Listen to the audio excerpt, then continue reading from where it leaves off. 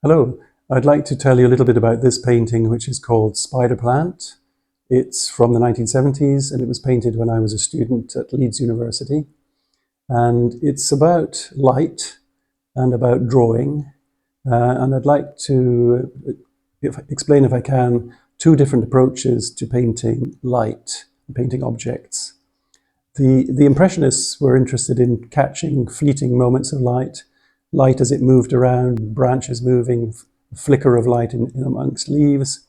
And their idea was to really make touches quite fast. As soon as they saw a pale yellow, they would paint a pale yellow. As soon as they saw red, they would paint a red. And they worked all over the surface in a very fast way, sometimes changing canvas every 20 minutes. And there's another kind of painting with a completely different kind of light. And this is the light of, say, Poussin or classical Baroque painters. There's no obvious light in a Poussin. A Poussin light seems to come from within, or it seems to adhere to surfaces, as if there is no light between your eye and the thing, but the thing has a light about it, and it is lighter than the thing next to it or darker than the thing next to it. But you move across the surface of things from one subject to the next, from a knee to a thigh to a chest. It's all to do with planes and a flatness and a planiarity. Caravaggio also paints like this. There is a light, but he's very much about surfaces.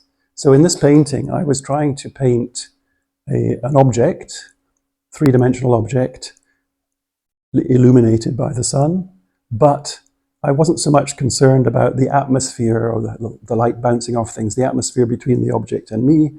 I was trying to locate the light onto the surface of things. So you move from one place to the next place to the next place, and as you move, the light changes, but the color and the light are the same, and it's attached to a surface. So this idea was about articulating surfaces. Each piece of the painting, and I was thinking of it really almost like a two-dimensional jigsaw or a map. Each piece of the canvas has got a clear delineation, and then within that piece there is one color, and the color is completely flat. And then the next color is drawn, and then the color is completely flat.